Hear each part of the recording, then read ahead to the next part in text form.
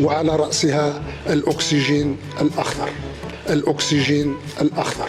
الأكسجين الأخضر. نجي نشوفوا واحد الفيديو ديال وزير الخارجية الجزائري مقارنة مع وزير الخارجية المغربي. خلي معك شي لايك وفولو وصلي على نبينا محمد عليه أفضل الصلوات. يلا نشوفوا للتعاون بين بلدينا في ميدان الطاقات المتجددة، وعلى رأسها الأكسجين الأخضر.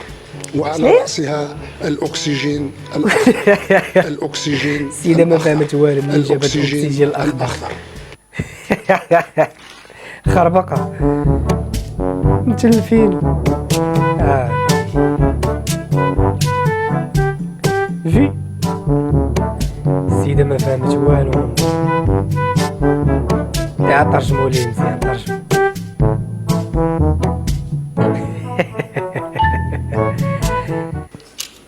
شوف الهيبة شوف. Ich werde auf Deutsch sprechen, Annalena.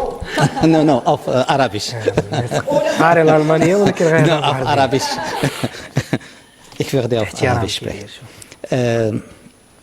أنا اليوم سعيد جدا بالتواجد هنا في برلين وبلقاء زميلتي وصديقتي أنالينا بيربورغ. مساء الخير السادة والسادة الكرام، معالي الزميل العزيز السيد ناصر، مرحبا بكم هنا في برلين. اهلا وسهلا. شو احترام كبير خلال المؤتمر الصحفي. واحد جاي داخل قال لي الاكسجين الاخضر. اتحدث من العربيه وشكرا، كانت الكلمه الوحيده التي كنت اعرفها. تعلمت 3 كلمات اضافيه منذ ذلك الحين، واعلم من لقاءاتنا حتى الان انكم تتحدثون الالمانيه بطلاقه.